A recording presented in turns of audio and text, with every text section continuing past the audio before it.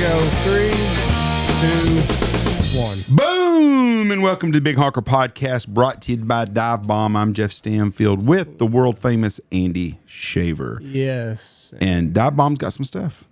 They got some sales going on right now. You check them out for all of their new accessories they have, clothing, stuff like that. So go check them out at divebombindustries.com.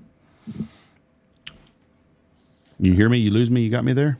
Yeah, I'm with you. I had a little technical issue, but you're off and running, Jeff. So anyways, go to Dive Bomb, dry line bags, gun cases, shell pouches, backpacks, and their new zippered dry line for those that prefer a zippered over the roll top at divebombindustries.com. And of course, silhouettes. Yep. How could you not love decoys, all that stuff. Anyways, with us today, are you in Memphis today? I'm not in Memphis today. I'm in Bloomington, Indiana, on campus of Indiana University. Giving some educational stuff. Mr. Dr. Mike Brasher. Dr. Duck is what they should call the man. He knows it all. So I'm not educating folks. I'm getting educated. I am at the Mississippi Flyway Mississippi Flyway Council Game Bird Tech Section. One of the four flyways that gets together this time of year to discuss the very thing that we're going to, among a whole bunch of other stuff. This is where some of those decisions get made. Well, my question is, I have a couple of issues with some things. It's not your fault, but I don't understand it. I think the teal deal, I think cutting the teal season in half for everybody was not. I don't understand how that's helping much, because most all the blue wing teal are going to stay outside the United States anyways. Is that correct? Well, yeah, they'll eventually get there. They'll eventually get outside the U.S., but most of them will be in the U.S. during this early teal season. Right. Like, that's the reason the early teal season was put in place, right? To provide that additional harvest opportunity. Yeah, because if it wasn't for early teal season, we would never shoot a blue wing teal. I think we killed maybe 3 blue wing teal last year once regular duck season started. And in January last year, we shot a mature blue wing, a cinnamon teal drake, and a green wing drake the same day. And we've never done that before. That's nice. Yeah. But your point is one that's shared by other folks. It's like really going from a 16-day as a 9-day to a 9-day season is going to make a huge difference. And I looked into this a little bit last year, and we covered it in a sidebar of a magazine article earlier this year. And it was informative to kind of go back and understand how that came about. Whenever they first implemented this early teal season, they started with a 9-day season. That was sort of the baseline. And then blue-wing teal populations increased, and states were like, hey, I mean, our population levels are 50% above where we were whenever we first established this early teal season. Can we have another week to add on to this? And they did a teal assessment, look at harvest rates and so forth, and they concluded that an additional week, sort of as a bonus when population levels exceed some number, is going to be fine. And I don't know exactly how they agreed on that threshold, but the 16 days I think is more appropriately viewed from a historical context as a bonus week whenever blue-winged teal populations were at much higher levels, and then when they fell back below that threshold, you just went back to the original 9 days. You look at the harvest rates on teal, and nobody is going to tell you that going from 16 to a 9 is going to make a huge impact on harvest rates for blue wings. There's just not a lot of them, not enough of them to be shot. So, but that's the way a lot of this works, is they make decisions on the best information they have at the time across all these different suites of species, and they put that in a agreed upon management plan, and then periodically they'll go back and revisit those and try to refine them if they have more information to make it better. Is the number 4.5 million? Is that the threshold that once it dips under? Because I'm just looking at the report here. It's 4.432 for this year, and last year it was 4.599. I think it's going to be more like 4.6 or 4.7. I'd have to go dig up that little memo, but if it dipped below, let me look at this right here. Blue-winged teal was 4.599. So the threshold is going to be 4.6 or 4.78, something like that. But yeah. Because it was last year that it dipped below it to trigger the 9-day season that we have this year. Okay. What is what was the long-term average with the green blue wings? Is it on there, Andy? Down 13. It's down 13. I'd have 4.5 at 13, about 5.6. Probably. I can find that here in just a second if you want to know the exact answer. But yeah, blue wings are still, what is it, below that long-term average, and long-term they are 5.122. Okay. So, yeah. I feel sorry. It doesn't affect us at all. We're busy with dove hunters. We'll shoot some teal, and we're covered with teal. We have more teal. We had more teal a week ago than I've ever seen in August here. I mean, thousands of them. I've never seen them this early, and it got really cool the first week of September here. But I feel sorry for the guys on the Texas coast and on the Louisiana coast, because a lot of them guys down there make their living during teal season, and they got half their season yanked away. They didn't get half their season. They lost 5 days. 9 to 16? 7 days. They lost a week. A week. Almost half of it. Yeah. I'm a day off from cherry picking, okay? You're cherry picking. You're fudging your numbers, Jeff. But my deal is, I don't think that the extra week is going to make any difference on the teal population, because if 12% of all blue-winged teal are going to die anyways, regardless of what happens, it's going to happen regardless. So this was in the agreement, though. I understand the agreement. I'm not arguing with the guy. I'm just saying that I feel sorry for those guys. Yes, it doesn't make it's not going to make a difference, but these are the rules, Jeff. You got to follow the rules in place. You can't just make things up as you go. Okay. That's right. And the other backdrop, to all this is the state agencies and federal agencies always have and always will have limited capacity to address all these things on a species by species level. And the more sophisticated that these regulatory strategies get, the more time it takes to run them, the more time it takes to explain everything and come to agreement on those models. And so, matter of fact, one of the conversations this morning was sort of contrasting some of the sophistication in the duck harvest strategies with those for goose harvest strategies. You look at some of the population thresholds and the way the goose management plans are put into place and the harvest management plans are put into place, and they're much simpler. There's a lot. I mean, if you're managing harvest across all the different populations and subspecies of geese, man, it's a couple dozen, and it doesn't take very long before all the analytical requirements for if you were to do the same level of sophistication in all of the different species as we do in, let's say, pintails or mallards, you would need triple the size of the staff that those agencies have to take care of it all. So there's just some realities that they face, and it's a lot of good discussions. Do you ever think we'll see a change in the limits in Canada, especially with the pintails? I mean, you can see them go up there and they can shoot 8 pintail hens up there, and then I have a real issue with that. I have an issue with us going to 3 pintails instead of just 1 or 2. I think 2 pintails is fine, and I think we should only be able to shoot drakes only. Yeah. I don't know enough about regulatory process in Canada to know how much it took, because it used to be just 4 pintails, right? And then they increased it to 8 here recently, I think. It's been 8 pintails for as long as I can remember. I mean, just 8 ducks. 8 ducks. I thought there was a restriction where they could only shoot 4 pintails, but I could be wrong. I don't want to speak out of turn. I don't know is the short answer. They are always, periodically, well, I shouldn't say always, periodically evaluating where they are relative to harvest regulations. And they may have something in place that says when the pintail population dips below a certain level, they're going to change their regulations in Canada. I don't know. This says 3 pintails is your daily bag limit. In Canada? In Canada, okay. It says in Saskatchewan, and that's an AI generated answer. I don't think that's right. I don't have an article to back that up. I think it's 8. 3 seems odd. Yeah, it's 8. But like I said, make sure you check. If you're hunting in Saskatchewan, make sure you check. Okay. Well, what happens is AI thinks that's America where you can shoot 3. No, I typed in. Okay, so here we go. Bookyourhunt.com, Waterfowl Hunt, Saskatchewan, Canada. Ducks, daily limit 8, only 4 may be pintails. There's the 4. Okay.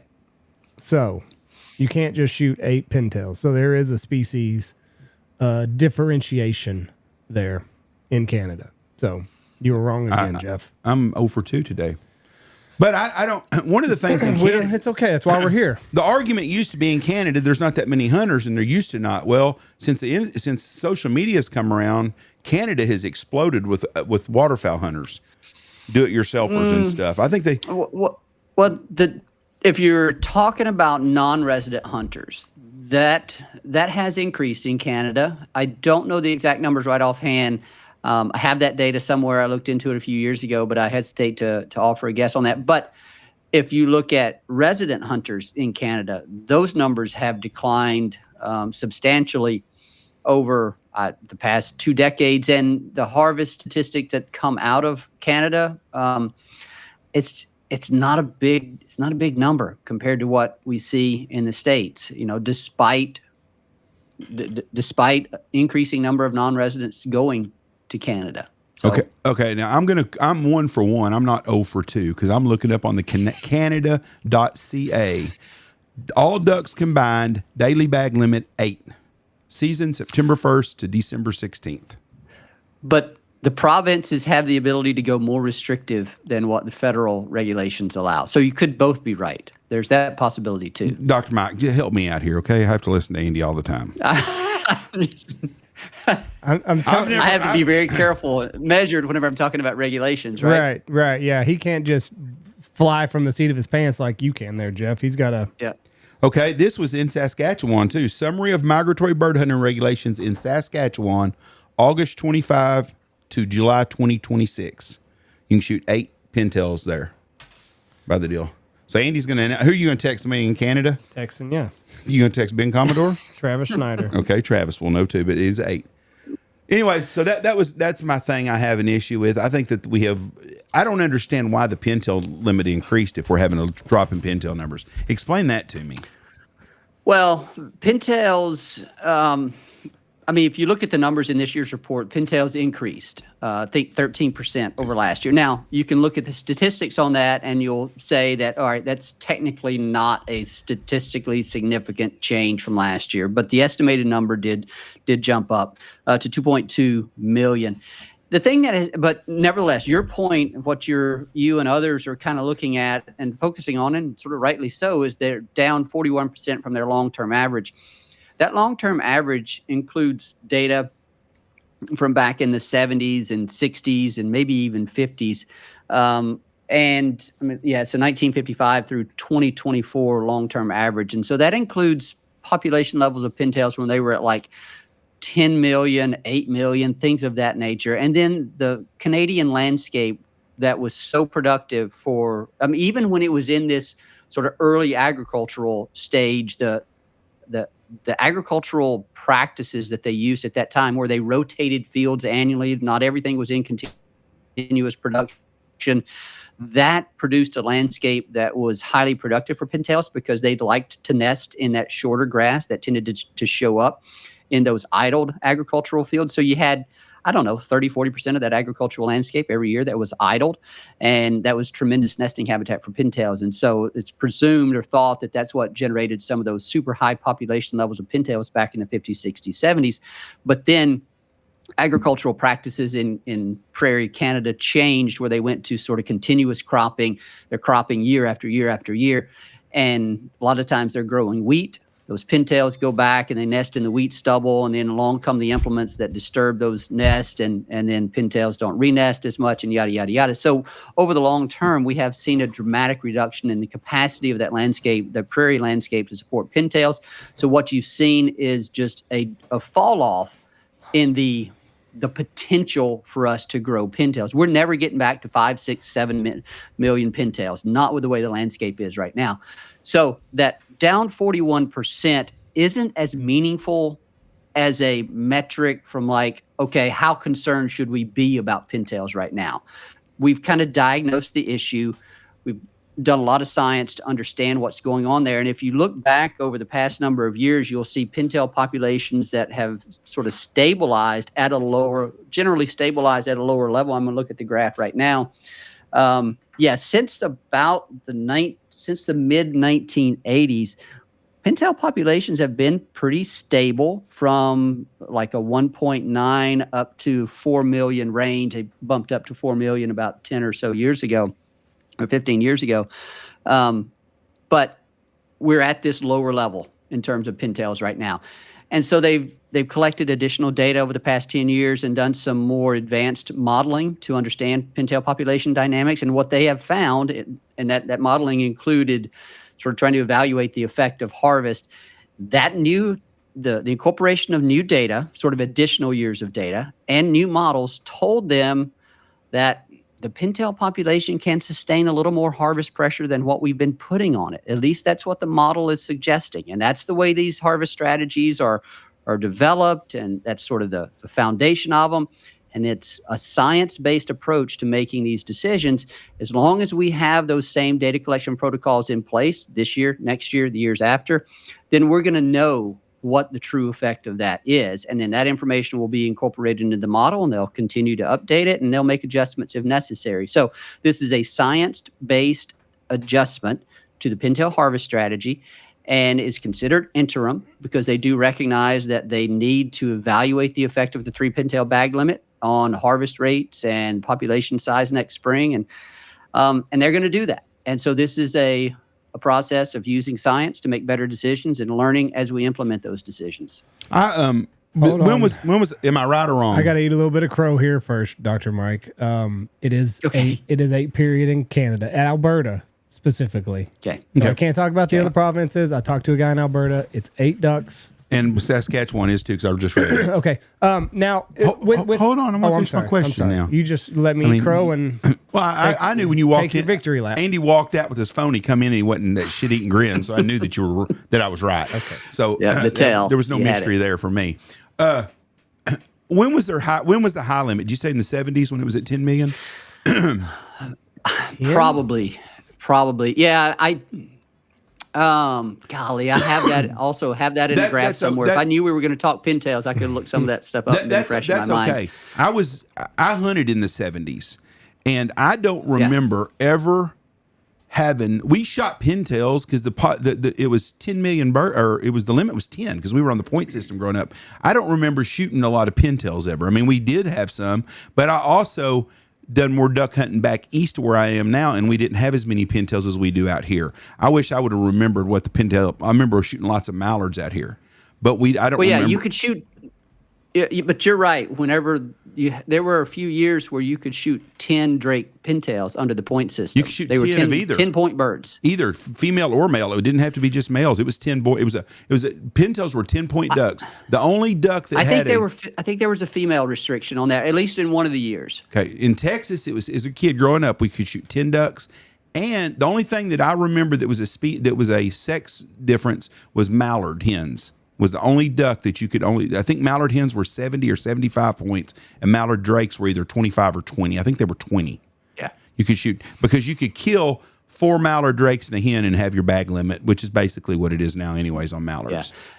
Well, and the other thing is that those points changed from year to year. And I remember asking a guy who was around, a former Fish and Wildlife Service employee who was involved in some of those decisions. I was like, what determined whether you moved a hen mallard from 35 to 75 or a Drake mallard from 20 to 25? Those types of things did happen. You can go back and look at those regulations. And he's like, well, some of it was just we kind of felt right, and that's not a very defensible decision when it comes to being challenged. Yeah, it just kind of felt like it was the right thing to do because the population may have dipped a little bit, or you look at the harvest the previous year on that sex and age cohort for that species, and you're like, let's try to pull that down a little bit. So you adjust the point. All of that changed in 1995 when they went with the more science-based, data-based adaptive harvest management process. Very transparent, very consistent. You know why you're making a decision. You're always updating that information. So that's where we are. There were some 35-point ducks on. I can't remember what they were.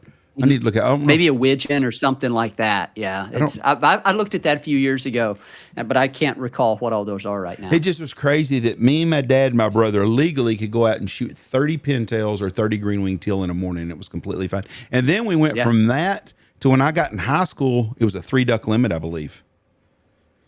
And that was, but we didn't have any ducks. You literally did not see the ducks that you did. You could obviously tell we had a huge population drop off on ducks. Yeah. Thank God for Ducks Unlimited, or we wouldn't have them what we have now. Speaking of wigeon, they are up there. 22 change long term and 9 for this year. For the good or the bad? For the good. Good. For the good. What? You look across these numbers from last year to this year, and you can find some ups or downs based on sort of the calculations. But this is one of those years where, these are estimates, and around these estimates, there's some uncertainty. Sure. And when you when you incorporate that uncertainty, and this makes the report kind of boring when I say this, but none of the estimates for any of these duck species out of the traditional survey area are statistically different from what they were last year. There might be one or two of them, but actually I don't think that's the case. Although even it's up 22% in canvasback, there's a high measure of variation around that estimate, such that it's, they would say it's not statistically different from last year. Let me double check on that. Yeah, but again, that's kind of makes it boring. We can look at this and say that's up, that's down, that's a good thing, that's a bad thing. But I think one of the other important messages is, in fact, just that. We're pretty well stable from last year to this year. And I think you can actually even go, for most of these species, you can go back a year prior and say now for about 3 years, we've been pretty stable. And when you look at that in the face of the drought, prolonged drought that we have across the U.S. and Canadian prairies, we've had some years where there's been portions of the U.S. prairies that were wet last year and a little bit into Canada. And the year before, I think we had the same thing. I mean, it does really show the resilience of duck populations, and it shows the importance of a lot of the other areas that are known to produce ducks every year, such as the boreal forest, such as Alaska, such as some of the locally produced ducks in some of the other production states. And so it's a good thing. And it's why we and other conservation organizations work at large scales so that we can build in some buffer during these years when things are bad in that most important landscape prairie pothole region. So my question is like, how does a gadwall and a wigeon, some of the risers that we see, puddle ducks, how do they differ in their day-to-day life? Where they breed, where they feed from like the mallard who's down, or from the green-winged teal? Well, so green-winged teal and wigeon are both more of a boreal forest nester. That's where the majority of their population goes and breeds. So they are insulated a little bit from that drought. Now, the boreal forest in Western Canada has gone through several dry years of its own, but that is a massive landscape, just absolutely massive. And so those birds have a lot more options to choose from, move around, and find good breeding habitats. So that's one of the things that has really helped species like greenwings, species like wigeon, hold their own and even increase in recent times.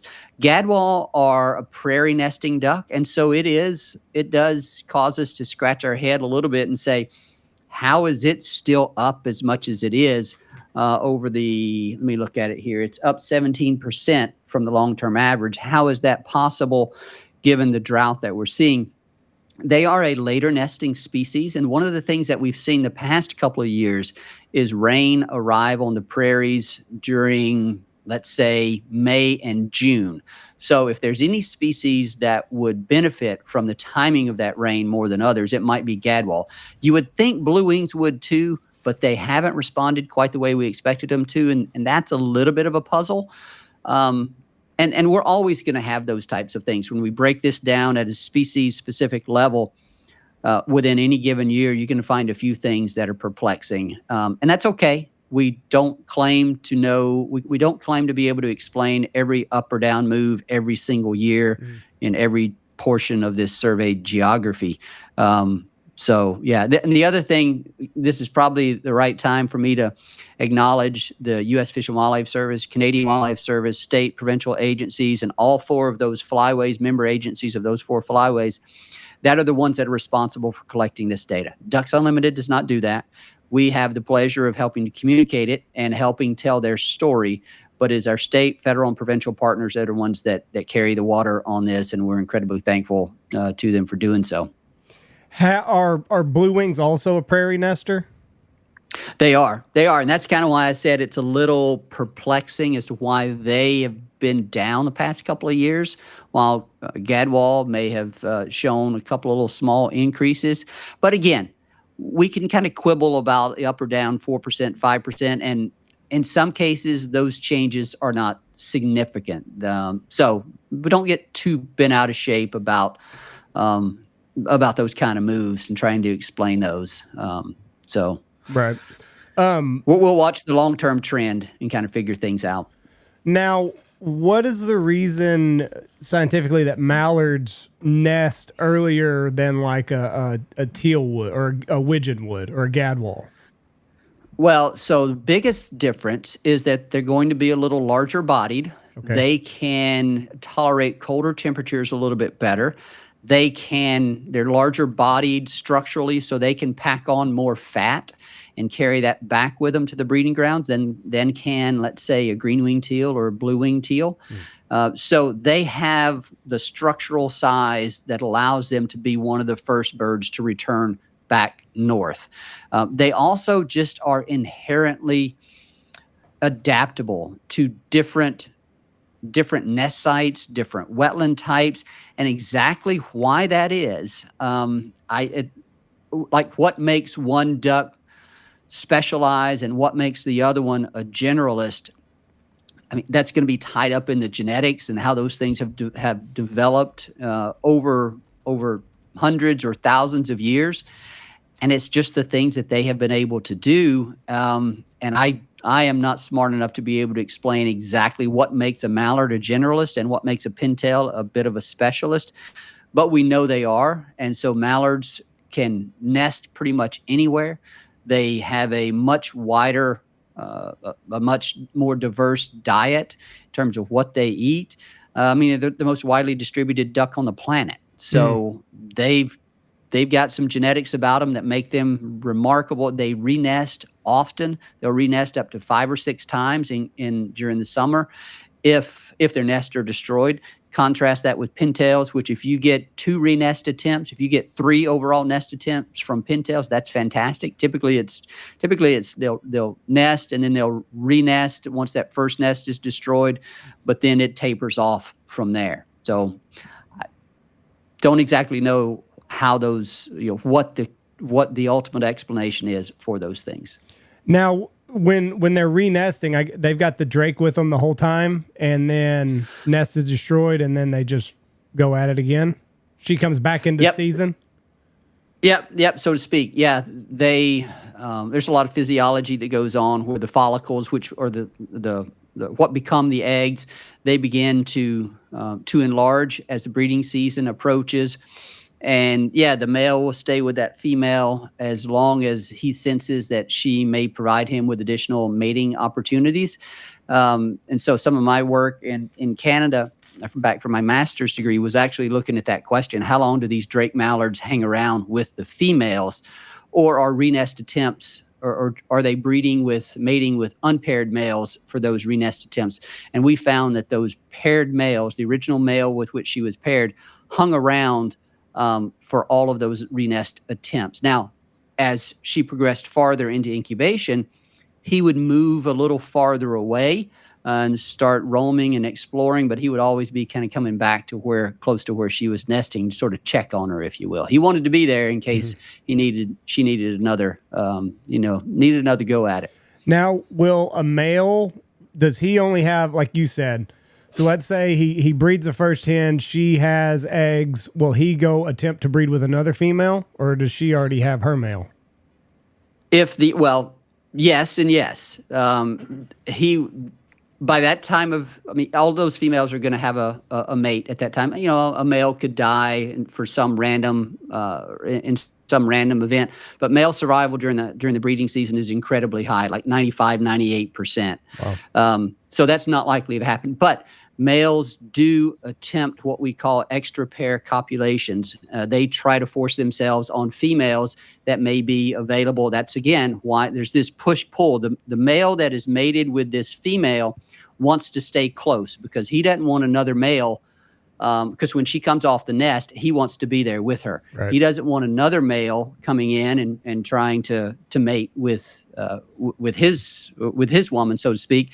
But at the same time, yes, he's looking for those other opportunities. So there's a trade-off. And then the farther into incubation that female gets, that male, let's just say we could pretend like they're actively thinking, He's like, okay, the farther she gets into incubation, the higher the probability that those eggs that I inseminated are actually going to hatch. So those are my genes that I'm passing on to the next generation, hopefully. So the closer she gets to hatching, the lower the risk of him losing out on that opportunity to pass his genes on by looking for other breeding opportunities, extra pair copulations, sort of forced copulations with other females that may be roaming around, fresh off the nest, those types of things. Right. Is there any data that answers the question of how many mating seasons each the hen and the drake will get in their lifetime? There probably is, but I'm not familiar with it. Yeah, I don't know. I mean, and it depends on like starting from when a hen has hatched and or has sort of taken flight, has technically been recruited into the fall flight. Man, I don't know what the average would be. There's a way to calculate that, I'm sure, but I don't know what it is. Yeah, but it's going to be, I don't know, 1.5, 2.5. Oh, that's on it. average. Yeah. I mean, the lifespan of a duck is not very long to begin with. Again, there's a way you can look at survival estimates and calculate that. I don't know what that is right now, but it's not a long lifespan. That surprises me because you'll shoot you'll hear about a duck being banded 15, 16, 17 years. I figured a duck was good. I figured mortality rate would be 7 or 8 years, so it's way less. It's going to be less than, if you're talking average. Now, there are exceptions. Right, those 15-year and 7-year and 8-year, those are at the outer end of that distribution. Most of the birds I would guess, and I'm going to be generous here to make sure I'm kind of hoping I'm not wrong. I'm going to say the average lifespan of a mallard is probably less than 3 years. You could probably Google that real quick and you might get an answer. That shocks me. I figured the bigger with teal, if you'd have said that, because it's like a dove. The average dove doesn't live but about 18 months, I think. But they replenish real fast. Quail are the same way. Ducks, I figured, had a longer lifespan. Now, a goose will live a lot longer, right? That's right. Yeah. I'm going to see what the web tells Andy's us. I'm looking supposed it to up be able too. to calculate this. Andy, don't do AI because Okay. it's wrong all the time. 3 3 years? according to Wikipedia. Well, he is a doctor, so he should know this. I was this says 5 to 10 years, but that's not average. That's No. yeah. So 3 years on a mallard is I about would say it. closer to 3 sounds about When you right. scroll down and you get to Wikipedia, it says 3 years, and then that first year they're not old enough, right? They don't breed that first year. Are they like a goose where that first year there's no they breeding? will. They will. No, they will. Ducks breed in their first year of life. Geese will not, typically do not. Right. Well, geese don't. I'm not aware of any geese that will breed in their first year of life. But yes, most duck species are known to breed during that first year. So again, that sort of emphasizes or sort of reinforces the notion that they don't live very long. Yeah. So they have to mature sexually pretty quick, back around it. So they're breeding at 9 months of age. Right. No, less than that, 6 months, something like that. Well- 6, 7 months of age. Will a duck have multiple hatches in a year? There are a couple of species that will. Well, I'm going to say wood ducks are the best known for that. It's rare though. It's called sort of double brooding. They'll hatch more than one. Well, there's a couple of ways of looking at this. Yes, ducks can hatch more than one clutch per year. It's rare for ducks other than wood ducks to raise 2 broods. So, for example, you can have a mallard that hatches her brood and then they all get killed within the first 2 days. Not uncommon at all. Or they'll die of exposure. Maybe it's an early nesting female mallard and she hatches her clutch of eggs and then a cold snap comes in and a lot of them die from exposure to the inclement weather. She can then re-nest and will have enough time to re-nest and hatch another clutch of eggs. So that's a little bit different. Well, it's quite a bit different from what we call double brooding, which is, it happens occasionally in wood ducks, especially at southern latitudes, where they will raise 2 broods in a year. So there's a little distinction there. between those things. I want to change it up from ducks for a minute and talk about geese for a second. I grew up in Wichita Falls, and we had 0 geese, local birds, as a kid growing up. There's thousands of them there now, thousands. Yep. What caused these geese, these bigger geese, because they're not the big 13, 14, 15-pound geese. I've seen some big ones, but they're the 8 or 10-pound grader, or I call them graders. I don't know what they are. There's 27,000 different Canadas. But what has caused that shift in the last 20 or 30 years where you see all these ducks, all these geese now that are staying in the South and aren't migrating? And I know it's relatively new, but I mean, it's been around forever, but it just seems like everywhere you go now, you see a flock of Canada geese locals, and that used to not be that way. I'm not a goose expert, so I'm going to be a little careful here. If you're seeing Canada geese during the summer in Texas or Oklahoma, I'm going to say those are the giant Canada geese, the temperate nesting giants, the ones that are residents, for lack. Yes, that's the way they're exactly. Now, are there size differences? Yes, you called them lesser. Again, I'm going to kind of stay away from that distinction. I'm just going to say they're temperate nesting geese, and my understanding is those are all going to be the giants. I mean, that is a conservation success story of sort of excessive proportions, you might say. And that was because of there was a time when those giant Canada geese were thought to have been hunted to extinction. Right. And then they rediscovered a small group of them on Silver Lake in Minnesota. And that's a story that's been told. Matter of fact, Dr. Mark Petrie, a friend and colleague of mine, collaborated with Katie Burke, one of our... Yeah, we know Katie. We have one of our... Yeah. So she might have even talked about that book, Etched in Time, Carved in Wood. I think it's that recent book to sort of chronicle the Tim. It goes along with Tim Peterson's private decoy collection that's on display at the Ducks Unlimited Waterfowling Heritage Center right now in Bass Pro and Pyramid. And so it tells a story of a lot of these different Canada geese populations, and the giant temperate nesting geese are one of the stories that's told in that book.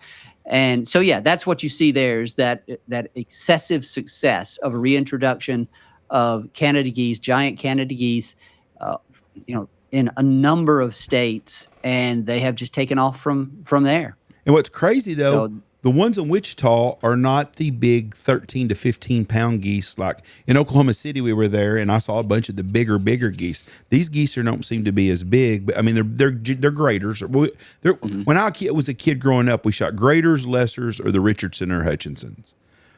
So any goose that's 6 to 8 pounds, I consider a lesser. Anything over 8 pounds, I call a grader or a giant. Yeah. Same thing. And these are big, but they're everywhere now. I mean, everywhere. And it's just crazy how that they have taken over and they don't migrate. They probably live their whole life within a 10 or 15 mile circle. Yeah, some of them will. Again, we see them everywhere, but there's still a few things that we don't know about them. Like there are some of those local birds that will, like the non-breeders, they will go on some kind of molt migration. We don't know where they go. Well, we know where some of them go.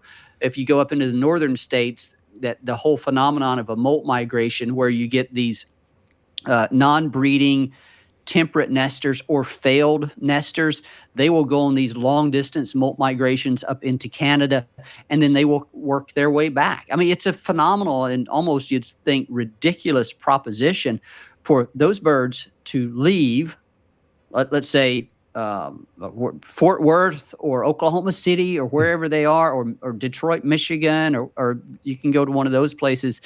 And for those birds to leave and go on some kind of molt migration and then work their way back, like, why do they do that? And I don't know if we have as great of an understanding of where some of these temperate nesting geese at more southern latitudes go whenever they leave for, let's say, a presumed molt migration. I think they're still trying to figure some of that out. But this is just something that's happened probably in the last 20 years. I mean, I played golf. Yeah, around 2000, and I saw some geese in Wichita on the golf course, and I thought, man, this is cool because 10 years earlier there wasn't any here.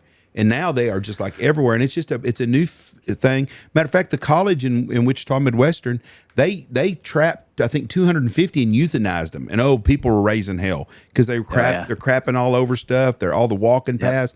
You go by there now, there's just as many geese as there was before they euthanized them all. They're not going to do that again. They got caught hell out of it. But those people don't realize if you take those geese and you drive them to Albuquerque, New Mexico, and you let them out, they're going to be back at Midwestern within a week. They go right back. Yeah. That's such a fascinating thing that you bring that up. There's like three things that I want to touch on there.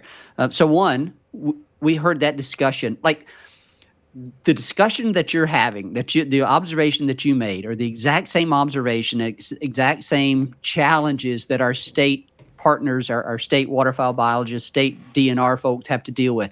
We heard someone here yesterday talking about that very thing, how they were doing goose roundups, trying to address nuisance problems for temperate nesting, resident Canada geese, and they were going to be euthanizing them using carbon dioxide. It's an approved method of euthanasia, and it's a humane among the humane methods that are used. But as you said, they caught hell from a lot of their folks and put up billboards and talking about stop gassing geese and all that kind of stuff. But they wanted to go that route because previously they had been doing what you were talking about, where they would relocate the geese from an urban area to a WMA, but a few months later, they're right back. And so that's a waste of time. That's a waste of resources. We have to stop doing that. So I don't know what their solution is right now, if they really even have one, other than, the providing additional opportunities for that early season goose hunting. And then you also noted that this explosion in those resident goose populations has happened just in the past 20 years or so. That speaks to the productivity of waterfowl when conditions allow for it. You can look at black-bellied whistling ducks. I know we've talked about that before. Yeah. Their population has exploded in Louisiana and other areas to the point where they're starting to become a nuisance in some for some portions of the population down there. So it's when you give them the right resources and give them places to nest and raise their ducklings or goslings, they can do good things. We had the or bad things, depending on how you view it. We had the young lady on that's the head of wildlife fisheries in Louisiana. I can't remember her name right now, but anyway, she was talking about the black-bellied whistling deals, and they haven't. I think they can shoot them in our early teal season now this year. I think they're getting to be that big a nuisance that they're trying to. They still didn't pass it. They're trying. That's been a proposal. Yeah, that didn't get passed. There's a proposal. They sent a letter, I think, to the Fish and Wildlife Service, sort of asking for that. And one of the things discussed this week is the type of strategy that would be put in place to allow for that. I can't speak on what the viewpoint is among any of the state agencies on that. I mean, they're having some of those discussions this afternoon and this morning, but it's not my place to talk about any of that because I don't know where all the states come down on that. But this is where some of those proposals get vetted and then shared with the service. And then the Fish and Wildlife Service will make a decision on what to do about that. And they are wanting to provide an early an early harvest opportunity for black-bellied whistling ducks in Louisiana. I don't know the details of that, and even if I did, it'd be inappropriate for me to share those right now. But yeah, it's another example of the way these things work. The waterfowl populations respond in one way or another, and when they increase, your state agency biologists look for ways to provide additional harvest opportunities to the constituents of that state, and that's what happens. And the Fish and Wildlife Service gets into that because they are the ultimate decision maker for a migratory bird resource. Do you think that the reason that we're starting to see these black-bellied whistling ducks further into continental U.S. is because of the warmer seasons that we're seeing, or do you think that it's a population thing where they normally reside? Well, I think it's going to be partly attributable to warmer temperatures. At least we think that's going to be the case. It makes a lot of sense for that bird, given it's not a very cold-tolerant species. But there's also seems to have been something that has allowed their population to grow whether it's them figuring out this other available food source. There's some speculation that maybe their expansion is more closely tied to like their discovery of these grain elevators along some major waterways. I know that's a big, you can find major concentrations of these birds at some of the grain elevators along the Mississippi River south of New Orleans or around New Orleans. And so that's a tremendous and readily available food source, which is one of the things that they have to have. They've also been able to take advantage to some extent of wood duck nest boxes. They're a cavity nester. And, some of it is just going to be a gradual range expansion from their more traditional southern, Central America ranges. These and they're not the only example of a species that has changed their range, and there will be various or expanded their range, and there's always various environmental and climatic factors that play into that, but there's got to be other food resources associated with that expansion. Well, associated with the population growth that we've seen for black bellies. That's the big thing that's really surprising there. It's just how rapidly they've taken off. So it's a number of things, and there's some different hypotheses out there. I don't know how strong any of the tests, that have been done to look for what's the best explanation or combination of things have best explained that. But you've sort of identified one of those in terms of warmer winters and the ability for them to persist in these warmer times. So, for lack of a better description.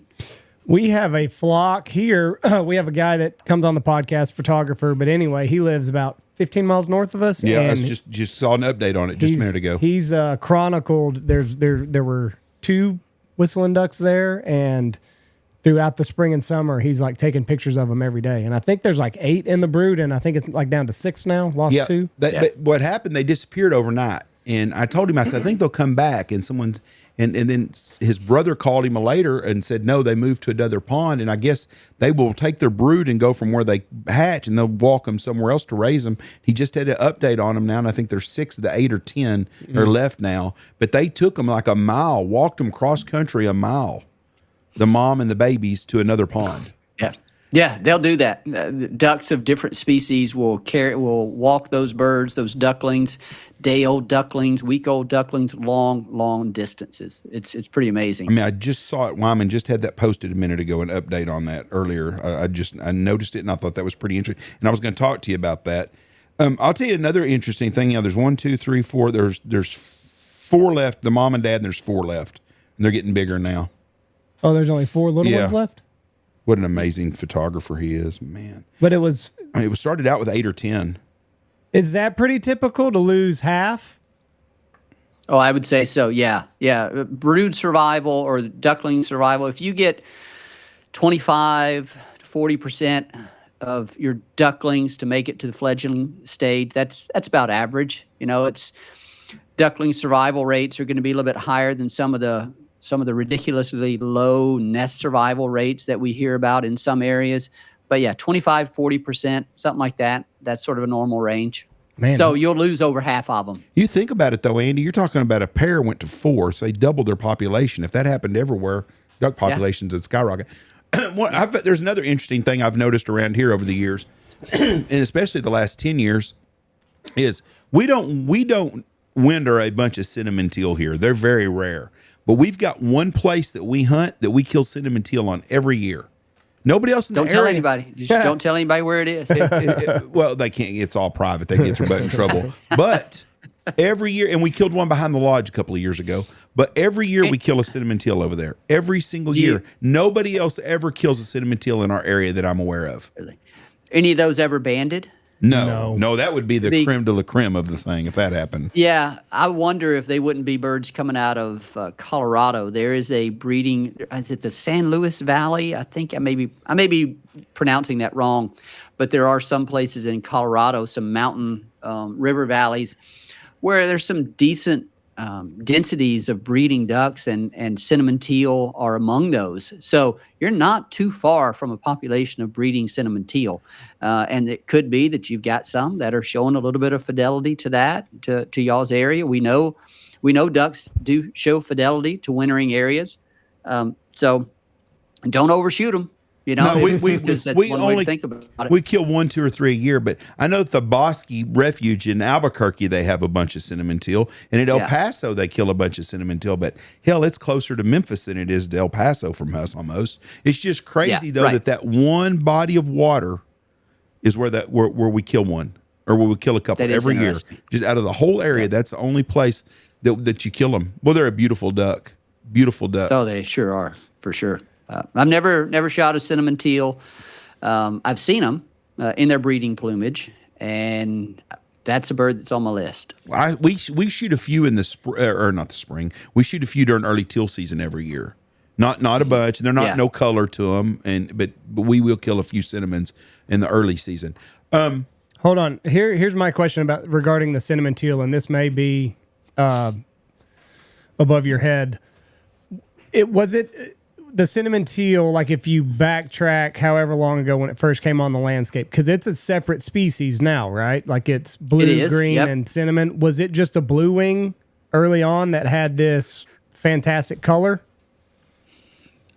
There are a number of species of ducks that are in this kind of blue wing family. Yeah. There's the shovelers, then there's, and we're talking, is it 4 species of shovelers worldwide? I think it's 4 species.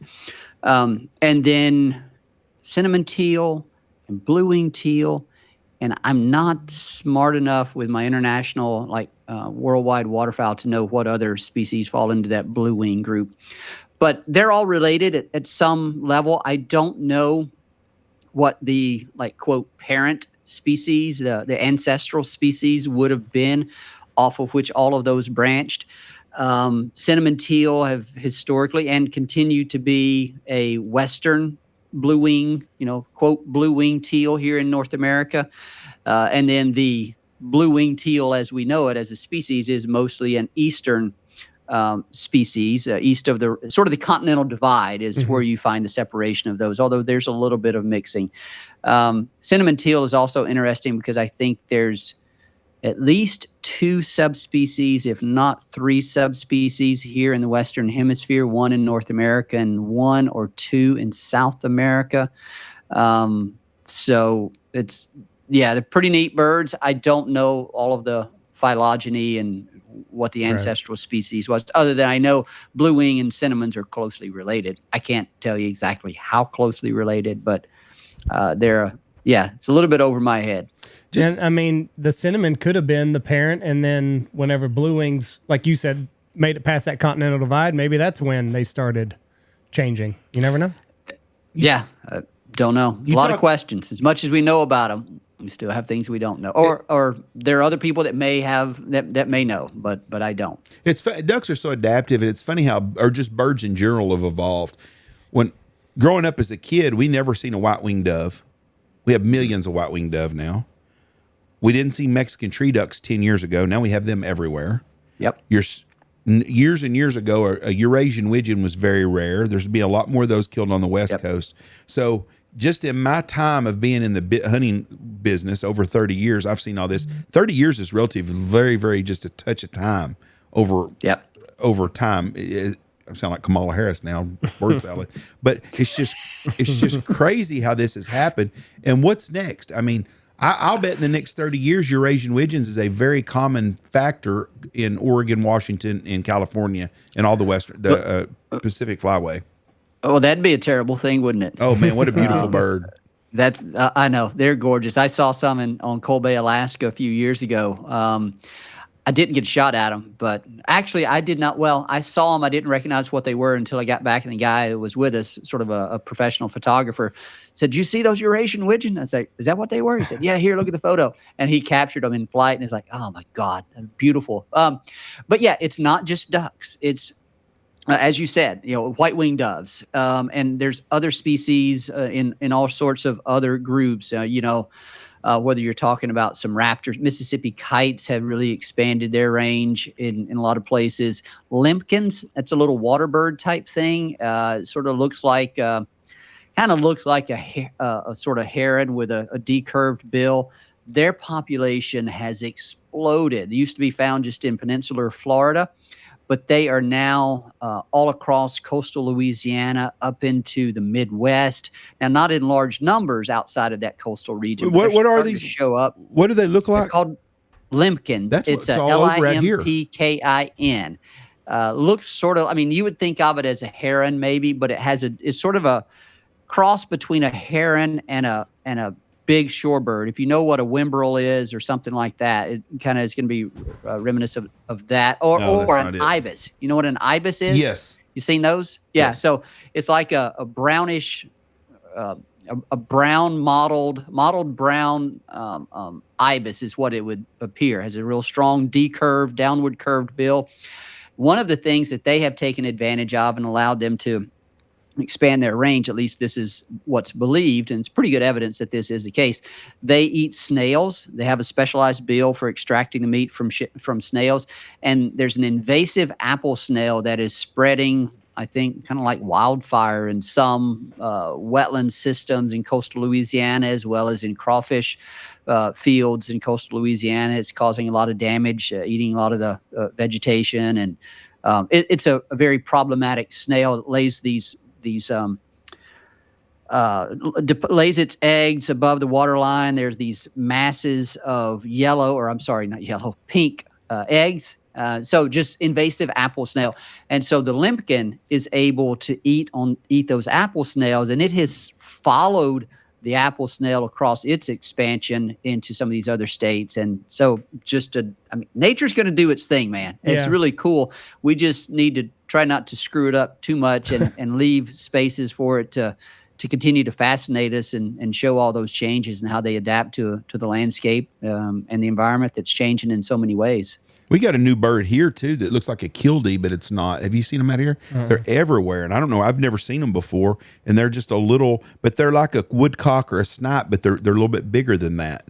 But I've never seen them before, and I see them all the time. But they're always in like 2 or 3 of them. There's never a big group of them, but especially with dove hunting now, but they're up and down the road all the time. And they're saying the limpkin is Florida's loudest bird. Okay. So it won't be long, and people are having to deal with limpkins. They're going to get pissed off at them. The Eurasian dove, those were a problematic. They are problematic in some places, but those birds I read started on an island in Florida, and they're everywhere now. And that's a bird that we didn't have 30 years ago. Right. Eurasian collared dove. You see those in various places. I don't know a whole lot about them. I mean, I know they've done one of the worries was that they would outcompete mourning doves or white-winged doves. I don't know I don't know what the data is showing on any of that, what any of those studies show. But people are looking into that for sure. There's more of them. People already know the answer to those, I'm sure, but it's not me. I want to go to Duck DNA real quick. So y'all are do you use collaborating with Lavretsky at UTEP? That's right. Were there any samples that came back that made you kind of scratch your head? Boy, there's a lot of interesting hybrids that we've uncovered. One of the things that was a bit surprising, participation and interest has been phenomenal. We've talked about that before. We've had samples submitted from all 48 of the lower states. We found game farm genetics in 45 of those 48 states. Whoa. And I'm sure with additional time, we'll find game farm genetics in all 48 of those states. We did find a bit higher prevalence of game farm ancestry in mallards in the Pacific Flyway than what we anticipated, somewhere around 25%. It was highest among birds submitted from the Atlantic Flyway, which wasn't a surprise. But one of the things that was pretty cool is we found several 3-species hybrids, which would result from a hybrid offspring then breeding with a different but closely related species. We have not found any sort of off-the-wall 3-species hybrids. It's been maybe it was we've had several of those. They've either been blue-winged teal, cinnamon teal, and shoveler, all three the same genus, or it's been mallard, black duck, Mexican duck, or mallard, black duck, mottled duck, or mallard, mottled duck, Mexican duck, all in that mallard family. We haven't seen like a blue-winged teal, green-winged teal, mallard, because number one, it's a low probability event because there's a lot of sort of separation and differences between maybe the timing of their, where they breed, obviously their appearance. There's a lot of things that stand in the way of, let's say, a mallard wood duck hybrid, then mating with a green wing or something like that. We haven't seen any of that. They may be they like a mallard wood duck or mallard pintail may not be fertile. I don't know if we presume they're sterile at that, the more distantly related they are, we presume they're sterile. I don't know what work has been done sort of physiologically to test that. There are people out there, again, that probably know that. But it's been some really cool sort of hybrid combinations that we've seen, and we're going to have some of those. Well, we're posting those types of examples on our Instagram account and our Facebook account. On Instagram, we're at the Duck DNA. On Facebook, we're at Duck DNA, so you can check those out. We'll have one going out. I think we put one out every Wednesday, so you can kind of keep up with us there. We also use those platforms to communicate about things going on with the project. The application portal is now open. It's been open for a few weeks, and we're going to be making our first selection, first set of selections probably in a week or 2 weeks. We're again a little bit delayed on the boxes. We're doing something special with the kits this year. I'm not going to tell you exactly what that is, but I'm going to tell you it is part of our partnership with Mossy Oak Gamekeepers. Nice. in funding, helping us fund Duck DNA this year. So some pretty cool stuff that we have going there. Very cool. My last question, because I know you're about to have to run. The duck that you see the most crossing with, is it the mallard? Does it just kind of go spread its genes wherever? Yeah, he's mallard for sure. You get mallard pintail, mallard gadwall, and then of course mallard and black duck. Those would probably be the three most common hybrids that we're seeing. The mallard is a ladies' man. Is it the male that is going and seeking out other species, or is there any way to even tell? Oh no, we can tell. We can tell what the maternal lineage is. Who the mother was, what species the mother was, and thus what species the father was. I don't have that information summarized. One of the interesting things that we have found is that of these blonde mallards or blonde, leucistic birds, they're mostly females, and that relates to sort of where the genes, where we find the genes that determine plumage traits. And so, boy, I'd have to think about this. But anyway, it's related to that sex, to the sex chromosomes. And we see leucistic characteristics more common in female birds. So some neat stuff that we're picking up there as well. Fascinating stuff. It's got to be so cool. Every day's got to be like a new day at work for you, like just whatever you're going to get into. Very, very fascinating. And next month in October, we're going to start revealing some of the cool goose hybrids that we have found. We started taking in a few hybrid goose samples last year and got some really neat results there. This year, in the month of September, sort of honoring our entry into the hunting season through the early teal season, we're featuring a lot of our teal hybrids. And then in October, we're going to be featuring a lot of our goose hybrids. So we're able to do some pretty cool thematic things with the way we're sharing our results. But yeah, check it out, duckdna.com, and check out our platforms, and love to and apply and check us out. Be part of the fun. Fascinating stuff. If we get another Canada spec hybrid, I'll clip off a tongue and send it to you, and we can do a deep dive into that. Listen, it's always a pleasure talking to you. Be safe up there in Iowa and have fun and get back to Memphis safely. We'll do it. Thanks, guys. Always great talking to y'all as well. Thanks for everything that you do. Yep. Thank you, Doc. We'll see you see you next summer again. Appreciate you and have a great day. You bet. Y'all too. They need to bring him, Jimbo and David need to bring him up here on a hunt. He's an interesting man. Yes, he is. I do not have the fortitude to stay in school long enough to do that, but I could. That's a class that I would have been very interested in, just to learn all of that stuff. I like what I do. I got a great life, but I can't see me with a bunch of academia. They'd be like, "Who's a redneck over there?" Never know. It keeps chattering so much. All right, thank y'all for listening to us. God bless you. Have a wonderful, wonderful day and week. Thank you, sir. Bye. You're welcome, sir. Check out all of our great sponsors. Go check out Dirty Duck Coffee. If your coffee sucked, it's not the duck. Shin Gear, Looking Glass Podcast, Lucky Duck, Mossberg, Ducks Unlimited, Dive Bomb Industries, Pacific Calls. Use our promo code BHP25. Boss, Shot Shell, Stanfield Outfitters, and Mitch Hall Chevrolet.